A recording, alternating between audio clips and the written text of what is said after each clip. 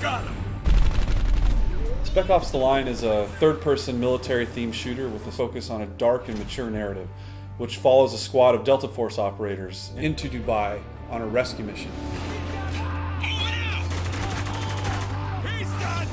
The setting of Dubai really influences the style of combat in Spec Ops: The Line. The unique architecture that's there does some really interesting things with our combat space.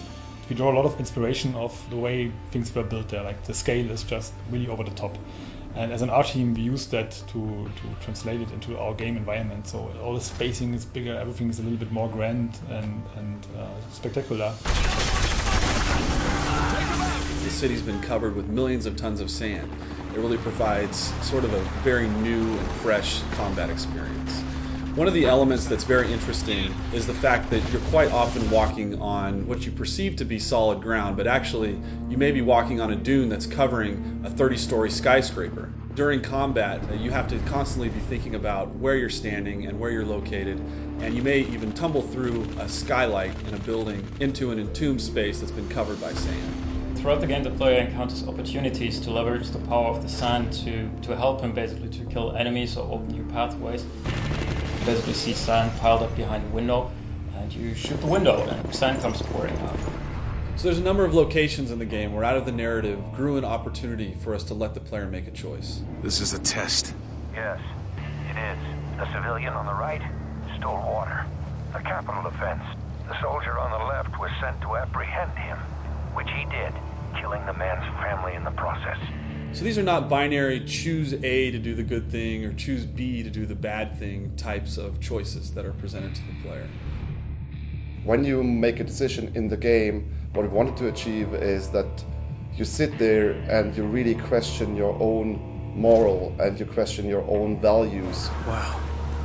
What happens in Dubai stays in Dubai. After a battle in Spec Ops: The Line, there's rarely a situation where all of the enemies are dead. They're typically laying on the battlefield, bleeding out in horrific pain and agony. The player can choose to react to that in a number of ways, and one of the ways that he can do that is by utilizing executions and executing those enemies. Since Spec Ops: The Line is a realistic shooter and you're up against humans with guns, it was always very important for us to make sure that there is enough variety in gunplay and in enemy behavior. So we created all those different enemy types to make sure that there's always enough variety and fun to fight those guys. It was too close, Walker! Take this guy out! That all of them? I think we're clear. What about the civilians? 33rd get away with any of them? Yeah, they did. The campaign in Spec Ops: The Line is heavily influenced by the people who are left there in Dubai after sandstorms have ravaged the region. This element of survival in a combat scenario permeates into the gameplay itself.